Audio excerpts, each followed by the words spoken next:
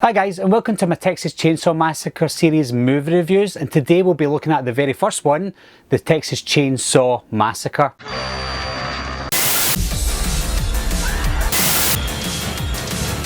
Everybody's a suspect!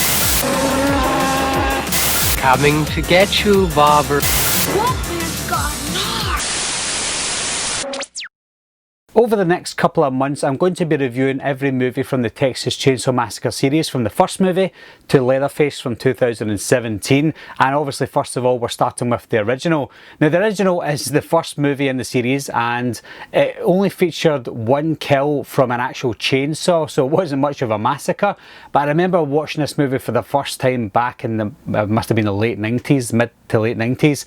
And I remember wanting to watch this movie so bad because over here in the UK, we've got something called the Video Nasties list. It's a list of 72 movies that were banned back in the 80s because they were too violent for the general public, and the Texas Chainsaw Massacre was on that list, therefore I had to see it. The Texas Chainsaw Massacre is the 1974 horror movie directed by Tobe Hooper, and it stars Marilyn Burns, Edwin Neal and Alan Danziger. Just like every movie in this series that I'm going to cover, this is going to be a spoiler review because it is an old movie obviously, so every movie in this series that I'm doing are going to be spoiler reviews. Two siblings and three of their friends en route to visit their grandfather's grave in Texas end up falling victim to a family of cannibalistic psychopaths and must survive the terrors of Leatherface and his family. I felt like the intro was just so disturbing, even though all it was a narration by John Larroquette. I think it's his voice that helps because his voice is so iconic for the role in the original Texas Chainsaw Massacre. We'll talk about John Larroquette later on in another movie, but his voice is just so iconic and so memorable. And I remember reading that he wasn't paid any money for this. He was paid in a marijuana joint, and that's what they did back in the 70s. The Texas Chainsaw Massacre. After his narration, we get that flashing noise that we get throughout the series that we come to know is the noise for the Texas Chainsaw Massacre, that kind of old flashing bulb noise that we get.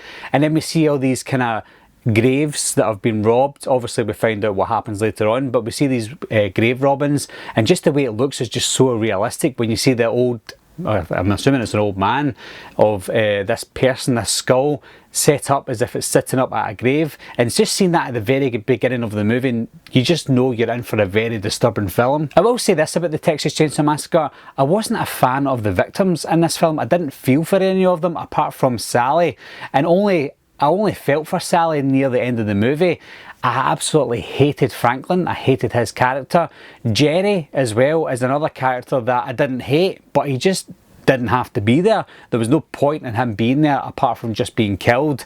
That's it. But the victims in this film, I felt myself not caring for the victims apart from Sally near the end of the movie. Something that was alarming straight from the beginning of the movie was, even apart from the Leatherface and his family, you can tell that the townsfolk are just not quite right. When you see them walking about looking at you as if you're an alien, you just think, should I even be here? Something I noticed about the cinematography of this film was we see a lot of close-ups of bones and dead animals, and I think that at the time they were only doing that to fill the movie up because it's quite a short movie. I think it's just over 80 minutes or so.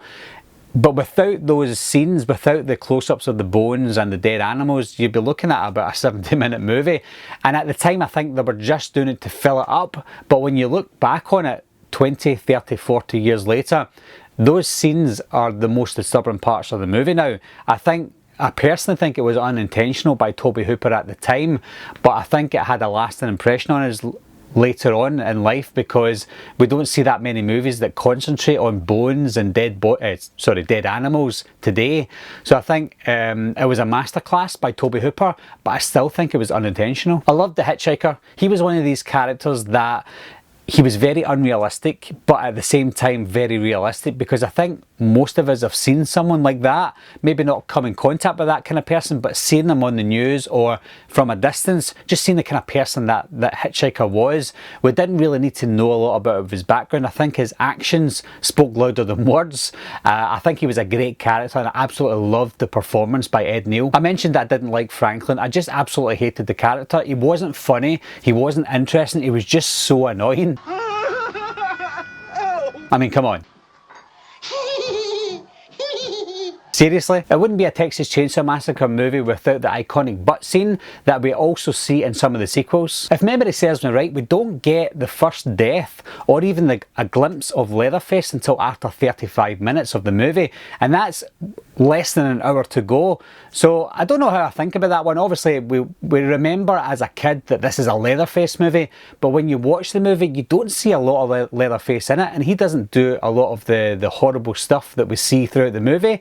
Yes, he does a lot of the killings near the end of the film, but we don't see him till after 35 minutes. When it comes to terrifying scenes in horror movies, not a lot of horror movies stick with you for certain scenes, but I genuinely believe that some of the scenes that we see in the original Texas Chainsaw Massacre are absolutely frightening and genuinely terrifying. Even watching it today as an adult, watching some of these scenes, you're thinking, wow, I know it's fake, but it's still terrifying. Something that we didn't get a lot of back in the mid-70s was getting into the mind of the killer, especially a movie like the Texas Chainsaw Massacre. But what I did like about what Tobe Hooper done with Leatherface was he didn't tell us everything about him. He didn't spoon feed us everything about Leatherface. He gave us enough information for us to put the puzzle together ourselves and what kind of person Leatherface was. He wasn't all there. He was a simple person, but some of the glimpses that we see of Leatherface alone when he's not doing anything, we can tell that he's maybe not doing things, or he's maybe doing things that maybe he regrets doing or doesn't know that he's doing. So I like the fact that we get a bit of a three-dimension with Leatherface early on in the series. Sally, I hear something. Stop. Stop. I absolutely shit myself at that part. Going back to the terrifying scenes, I actually felt frightened myself for Sally when we found out that Sally was the only person left and she's held hostage by this whole family of cannibals. I truly felt frightened for this character, and I think that's down to the acting by Sally. She wasn't memorable at all until the last act, and she went from being this normal, timid woman to this frightened, scared, screaming person. And I think with the fact that she amped it up for the last scene, the last act, it amped up my fear for her as a character. Obviously not the actress herself, but I feared for this character because of how great she was in the last act.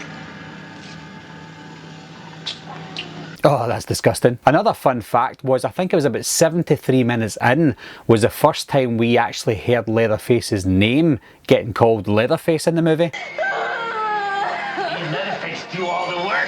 Although parts of the movie felt amateur, and I think that's down to the experience of Tobe Hooper and the rest of the crew at the time, it was very amateur, but when you look back on it today, it looks very artistic. It looks like it was meant, and I think this movie, when you compare it to other movies back in the mid-70s, this movie ages like fine wine. The truck driver scene at the end was so intense for me. Leatherface and the hitchhiker coming out, trying to chase Sally down. She eventually gets to this truck. The truck driver was played by Ed Gwynn, not to be confused by Ed Gein. That whole scene again was very, very memorable. I can never say memorable. It was very memorable and terrifying at the same time. Just a perfect end to a really good horror movie. Apart from some dodgy acting in this movie, which was common back in the 70s for horror movies, this was a fantastic horror movie, a very memorable horror movie, and a truly terrifying experience, whether you're watching it for the first time in the 70s or even watching it for the first time today. It was also the creation of one of the most iconic horror villains in horror history. Overall, guys, this was one of the most terrifying movies that I had ever seen in my life